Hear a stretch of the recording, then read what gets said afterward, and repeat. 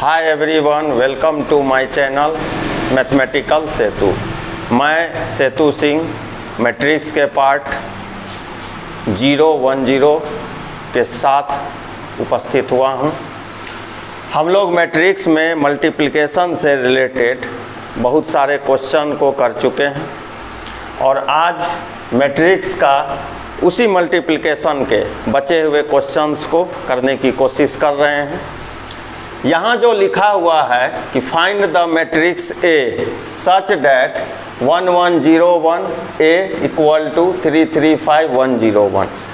इसका मतलब है कि हम लोगों को इवेल्युएट क्या करना है, ए मैट्रिक्स इवेल्युएट करना है। ए मैट्रिक्स हम लोगों को इवेल्युएट करना है और यह भी एक मैट्रिक्स है। मतलब यह हुआ, यह मैट्रिक्स को ए मैट्रिक्स के साथ मल्टीप्लिकेशन के बाद यह मैट्रिक्स आया होगा। फिर से मैं एक बार बोल दूं, इस मैट्रिक्स को ए मैट्रिक्स के साथ जब मल्टीप्लाई हम लोग कर रहे हैं तो यह मैट्रिक्स आ रहा है। समझ में आ गया होगा। इसका मतलब है कि हम लोगों को ए को फाइंड करना है। ए भी एक मैट्रिक्स है। अब ए एक मैट्रिक्स है तो उस मैट्रिक्स का ऑर्डर क्या होगा, यह चीज़ कैसे हम लोग फाइंड आउट करेंगे। अब ध्यान से देखते हैं। हम लोग मल्टीप्लिकेशन में क्या पढ़े हैं कि अगर ए का ऑर्डर m क्रॉस n, मैं एक बार यहाँ क्लियर कर दूँ, समझा दूँ। ए का ऑर्डर m क्रॉस n हो, बी का ऑर्डर n क्रॉस p हो, इसको ओवल बना लिए। ए मैट्रिक्स का ऑर्डर m क्रॉस n हो, बी मैट्रिक्स का ऑर्डर n क्रॉस p हो। तो मल्टीप्लिकेशन कब होता है, जब उसका मीन इक्वल हो। अगर मीन इक्वल है तो उसका प्रोडक्ट क्या होगा, m क्रॉस p होगा। मतलब m रोज होगा और p कॉलम होगा। अब आ जाइए इधर। अब हम लोगों को a का ऑर्डर फाइंड आउट करना है, क्योंकि अगर ऑर्डर मालूम होगा तब एक मैट्रिक्स बनाएंगे और एक मैट्रिक्स बनाएंगे तो उसमें एलिमेंट देंगे। अब ध्यान से देखिए, इस मैट्रिक्स का ऑर्डर क्या है, 2 रो है, 2 रोज 3 कॉलम्स। मतलब इस मैट्रिक्स का ऑर्डर हो गया 2 क्रॉस 3, 2 रोज एंड 3 कॉलम्स। इस मैट्रिक्स का ऑर्डर क्या है, 2 क्रॉस 2 है। अब थोड़ा सा लॉजिक लगाते हैं। यह मैट्रिक्स ए से मल्टीप्लाइड हुआ होगा। अगर यह मैट्रिक्स ए से मल्टीप्लाइड हुआ होगा तो मीन इक्वल रहा होगा। अगर यहाँ 2 क्रॉस 2 है तो मतलब यह भी 2 रहा होगा और मल्टीप्लाई होके जो आया होगा उसका ऑर्डर क्या रहा होगा। इस मैट्रिक्स का ऑर्डर क्या है, 2 क्रॉस 3, मतलब यह 2 क्रॉस 3 मैट्रिक्स है। कैसे कैसे लिख दिए, ध्यान से फिर समझिए कि ए के ऑर्डर को किस तरह से लिखा गया। यह 2 क्रॉस 2 1101 का ऑर्डर है। ए के ऑर्डर को किस तरह से लिखा गया समझिए। अगर इस मैट्रिक्स का मल्टीप्लिकेशन इस मैट्रिक्स के साथ हुआ होगा तो यह मैट्रिक्स आया होगा। इस मैट्रिक्स का ऑर्डर 2 क्रॉस 3 है, मतलब 2 रोज है, 3 कॉलम्स है।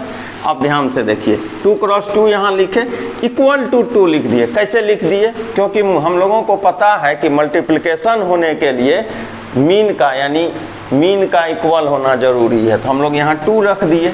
अच्छा, फिर मैट्रिक्स का मल्टीप्लिकेशन क्या होता है, m क्रॉस p होता है। मतलब इसका ऑर्डर 2 क्रॉस 3 है, तो अगर यहाँ 2 है तो यहाँ 3 रहा होगा। अब इससे हम लोगों को a का ऑर्डर पता चल गया। क्या ऑर्डर पता चला कि उसमें 2 रोज है, 3 कॉलम्स है। अब आप मान लो अपने हिसाब से, let a equal to ABC DEF लिख सकते हैं ना। यहाँ सेट करते हैं, 1101 लिख दिए। बहुत अच्छा, ध्यान से देखें। ए क्या लिख दिए, ABCDEF लिख सकते हैं ना। राइट साइड में क्या लिखा है, 3 3 5 और 101। यहाँ तक पहले जल्दी कॉपी कर लें। उम्मीद करते हैं कि यहाँ तक जो टर्म्स लिखा गया है मैट्रिक्स का उसको आप कॉपी कर लिए होंगे। अब मैं इस तरह बता रहा हूँ, ध्यान दीजिएगा, उतारते भी रहिएगा, सुनते भी रहिए। अब इस दोनों मैट्रिक्स का मल्टीप्लिकेशन करना होगा। इस मैट्रिक्स का ऑर्डर कितना होगा? 2 क्रॉस 3 होगा। क्यों? इसका 2 क्रॉस 2 है, इस मैट्रिक्स का ऑर्डर 2 क्रॉस 3 है। मल्टीप्लिकेशन चेक करने के लिए मीन इक्वल होना चाहिए। अगर मीन इक्वल होगा तो इसका ऑर्डर प्रोडक्ट ऑफ एक्सट्रीम्स होगा, मतलब 2 रोज होंगे और 3 कॉलम्स होंगे। अब हम लोग इसको यहाँ पे लिखते हैं, ध्यान से देखिएगा। 2 रोज होंगे, 3 कॉलम्स होंगे। 2 रोज होंगे, 3 कॉलम्स होंगे। लिख दिया। इज इक्वल टू क्या हो जाएगा? 3 3 5 1 0 1।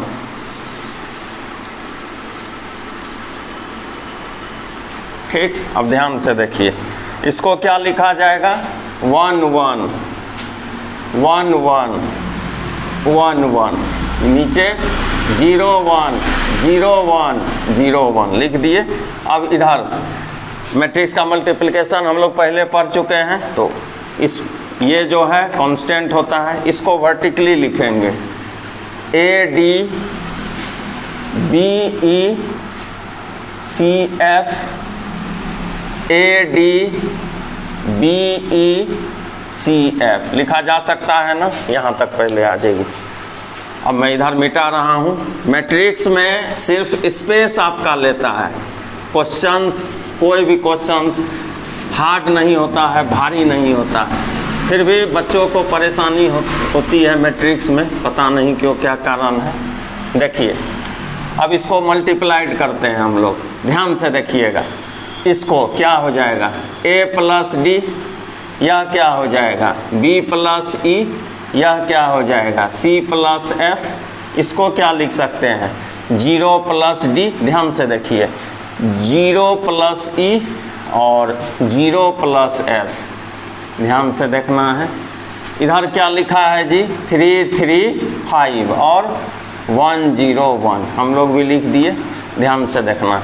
अब देखिए, आप इक्वालिटी ऑफ मैट्रिक्स पढ़े होंगे। 2 मैट्रिक्स इक्वल होता है अगर उसका ऑर्डर सेम हो और एलिमेंट बैलेंस हो। अब देखिए, D का वैल्यू यहाँ से क्या हो जाएगा? 1, E का वैल्यू क्या हो गया? 0, F का वैल्यू क्या हो गया? 1। अब इसमें पुट कर देते हैं A, ध्यान से देखिएगा, A प्लस D कितना होगा? 3। D का वैल्यू 1 है, A plus 1 equal to 3, A बराबर 2 लिख दिए। यहाँ क्या लिखा है जी? B प्लस E कितना है? 3 है। E का वैल्यू 0 है, B प्लस 0 बराबर 3, B इक्वल टू 3। और F का वैल्यू 1 है, C प्लस F कितना है जी? 5 है। F का वैल्यू कितना है जी? 1 है। C plus 1 equal to 5, C equal to 4 है। तो 2 3 4 ABC का वैल्यू है।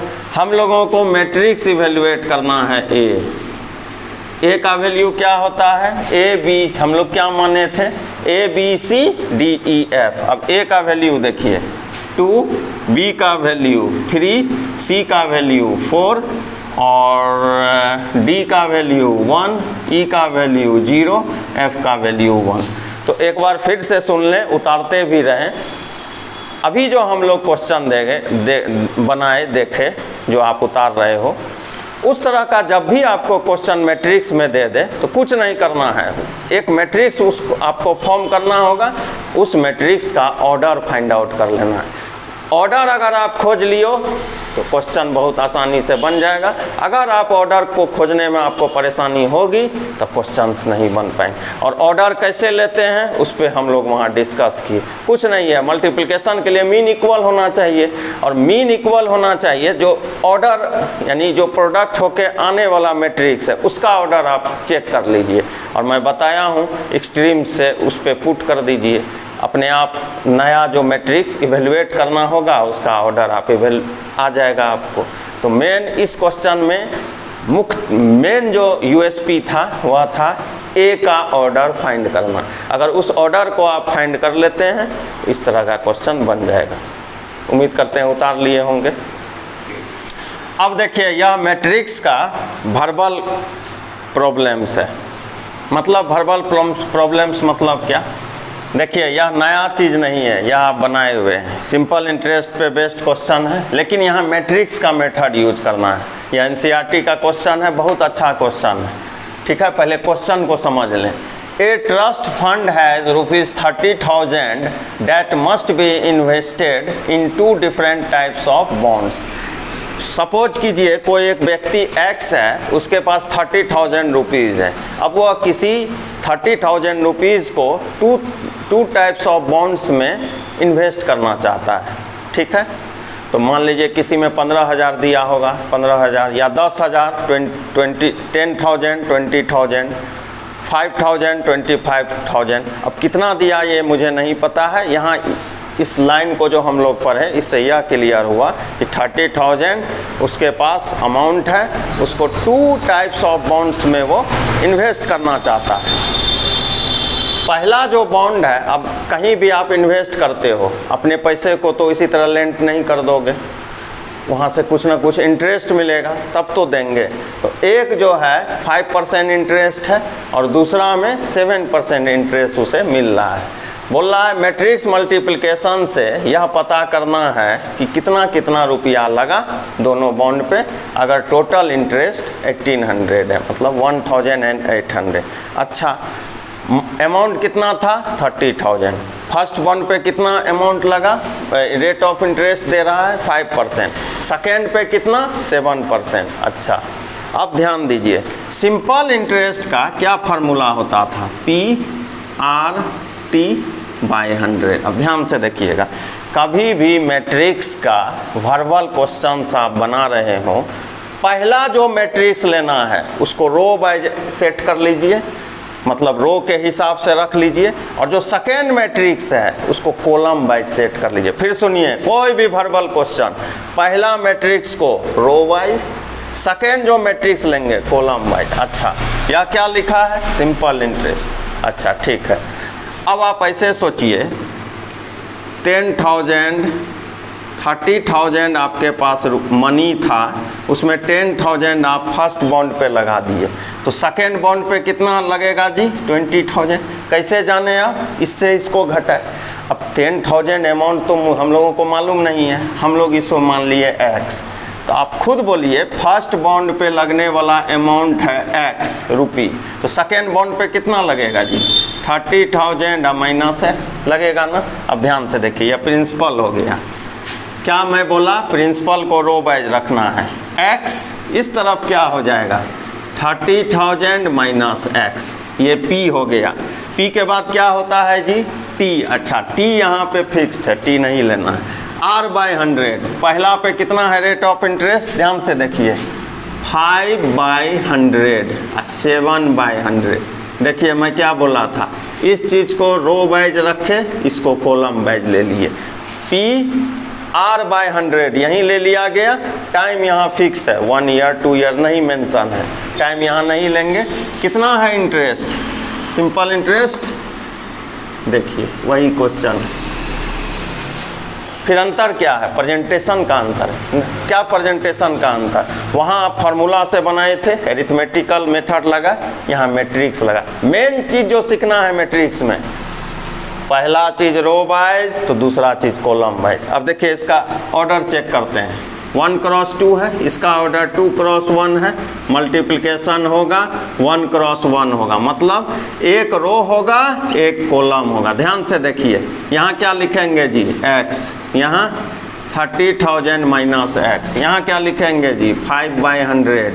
यहाँ 7/100। कितना है दिया हुआ जी? 1800। यहाँ तक हम लोग आ गए, आगे चलते हैं।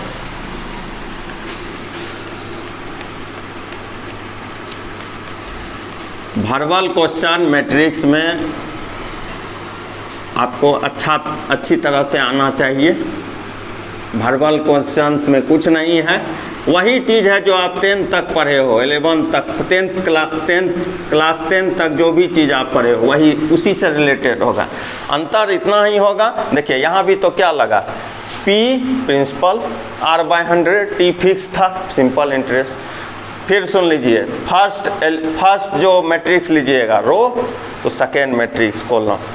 अब मल्टीप्लाई कीजिए इससे इसको, कितना हो जाएगा जी 5x बटे 100 प्लस इससे इसको मल्टीप्लाई किए 20 1 2 3 4 minus 7x by 100 equal to, अब हम लोग इक्वेशन से बाहर कर लिए 21 1 2 3 4 माइनस 2x 182 और 2x को इधर ले जाते हैं, इसको इधर 30,000, x कितना हो गया 15,000।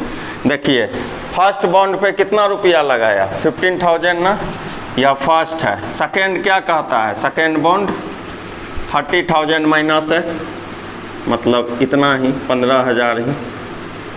तो दोनों तरह के बॉन्ड पे कितना अमाउंट लगाया 15,000 समझ में आ गया। तो आज हम लोग मैट्रिक्स के मल्टीप्लिकेशन का दो बचा हुआ क्वेश्चन था, उसको हम लोग आज यहाँ पे कर लिए।